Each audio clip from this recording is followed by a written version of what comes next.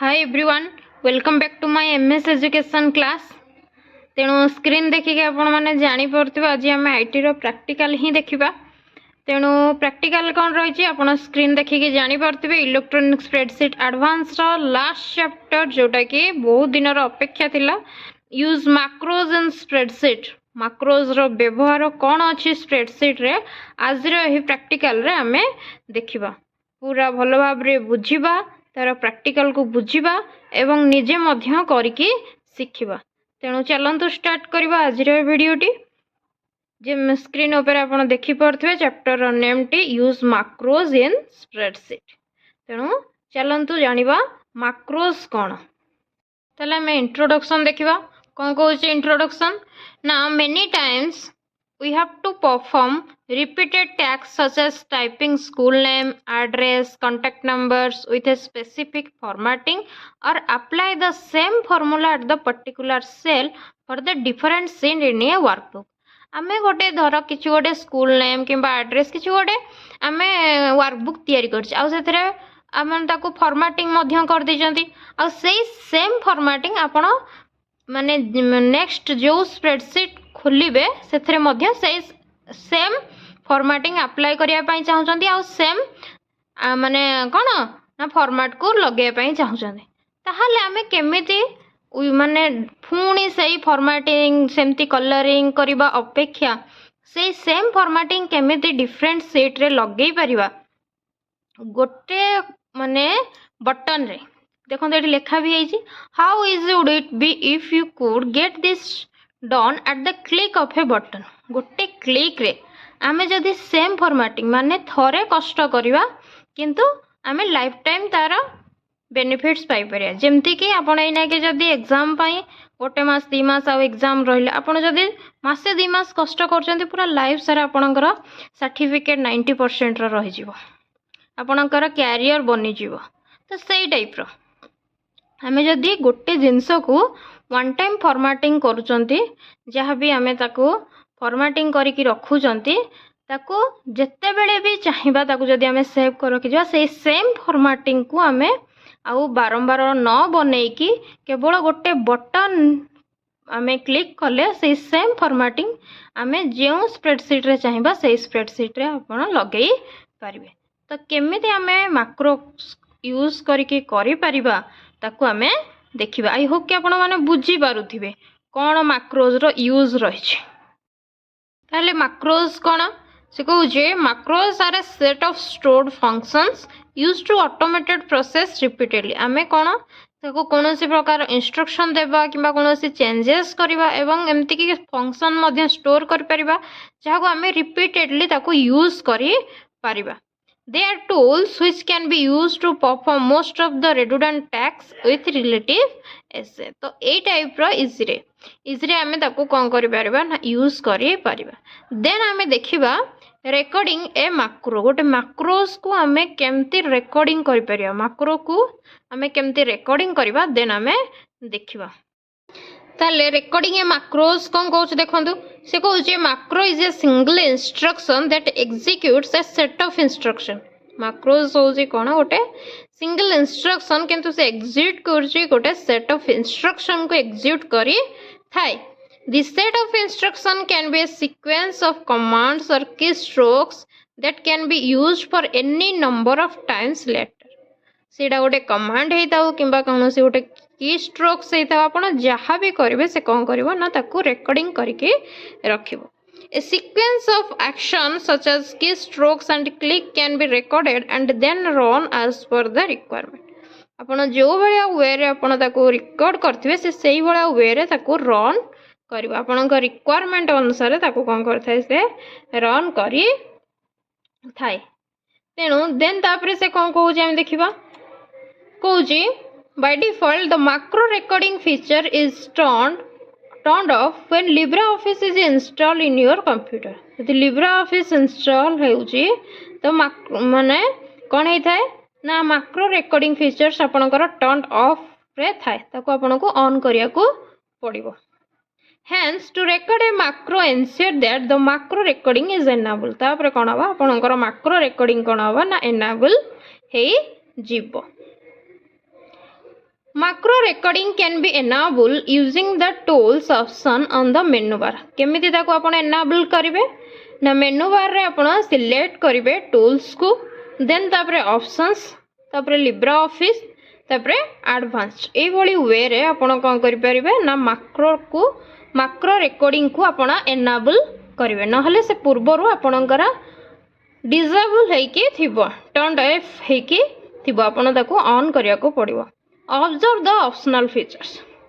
There are two options which are not check marked, but the check mark on the options enable macro recording आसुन. तो 8 भलिया वे रे आपण macro recording को enable करि परिबे.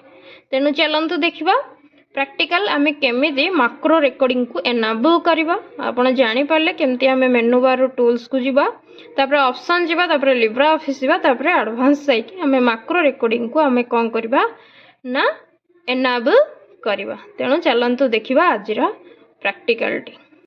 तेणु एबे आको आमे ऑफ करिबा, ताको क्लोज करनबा. आमे एठी क्लोज अछि तो क्लोज करनेबे. तो आको आमे तापरे आमे कोन करिबार अछि, आमे प्रैक्टिकल देखिबा ना. तो लिब्रा ऑफिस को ओपन करिया. फर्स्ट लिब्रा ऑफिस ऊपर आपण डबल क्लिक कले लिब्रा ऑफिस तो ओपन हे जिवो.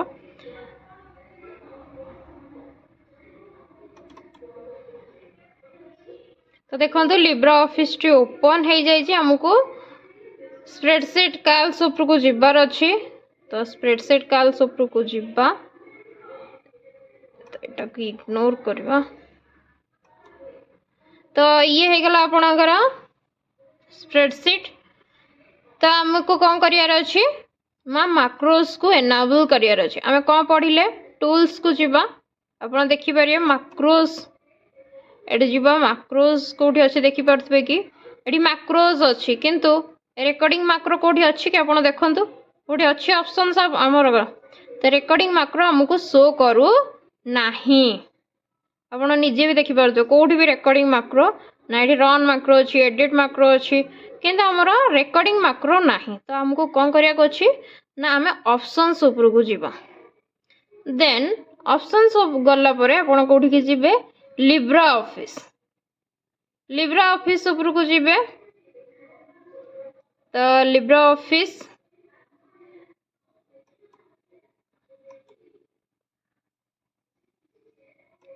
सर्च करना बनले.